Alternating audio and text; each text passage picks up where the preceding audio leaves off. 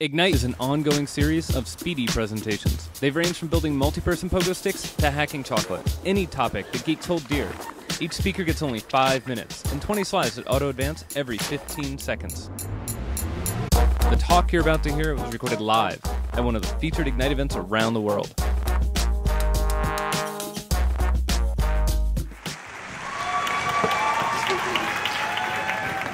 Okay, my name is Dave Nielsen. I'm the co-founder of CloudCamp, which is an co-founder of CloudCamp, which is an unconference for cloud computing enthusiasts. I don't know how many of you know. How many of you have been to an unconference specifically on a topic that was vertical, like community leadership? Okay, so that's what CloudCamp is. I'm vertical, right? That's right.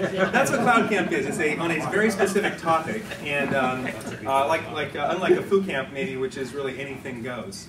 And so at like an unconference like at CloudCamp and other unconferences, anybody can come and propose a topic and then lead the session itself, which worked out great, and that's why we chose the open space format for CloudCamp. So we started CloudCamp with just some industry experts, and we decided that we give them the opportunity to just simply talk about whatever they wanted to talk about, and we let it go from there. And that worked out great. However, what if you have people coming to your unconference and they don't know what an unconference is? What do you do then? Do you spend time educating them about what an unconference is when the other half of the audience already knows? Or do you just kind of go with it and see if they figure it out on the way? Or perhaps there's a third option. And this third option is what I want to talk about, which is something I call an unpanel. And in our particular event, we became pretty successful, mostly because cloud computing is so popular. But also we were doing a pretty good job of putting on our events. And so everything was working out great, except we forgot to tell people that it was an unconference. And so literally, we had about 50% of our people showing up, about our 5th CloudCamp, and they just didn't know what an unconference was. So I was talking to a guy named John Willis, who's one of our local organizers of CloudCamp Atlanta. And we were talking about different types of formats and different types of things you could do that were un. And so that's when we thought about a panel. What would an unpanel look like?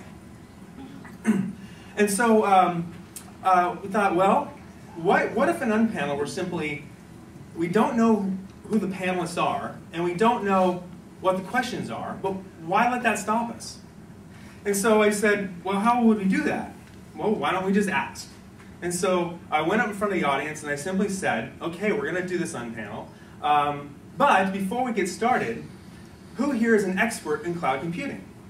And I got a couple hands going up because, of course, people don't want to claim too much, right? But as soon as I got 5 hands, I said, okay, you're on the panel. Okay, and that got a good chuckle from the crowd, and they came up, and then I turned to the audience and I said, okay, audience, we've got our experts, so let's give them some questions. And asked the audience for some questions. However, one thing I discovered is not to ask the question and then answer and then question and then answer. Instead, write all the questions on one board right up front, because that way the next questions don't get influenced by the answers and you spend the whole time talking about one topic. The next thing we did is I wrote them up on the board, and then I let the panelists choose one question, and they got 1 minute to answer it, and that's it. Okay, and so if we had 5 panelists, maybe we had 8 questions, there would be 3 questions left over, and after that, I would turn to the audience and say, hey, audience, anybody want to give one of these questions a try? And what I found by doing this is that we ended up with, the audience ended up participating, and through this whole process learned what an unconference really was, which is they get to choose what the topics are, and they get to answer them.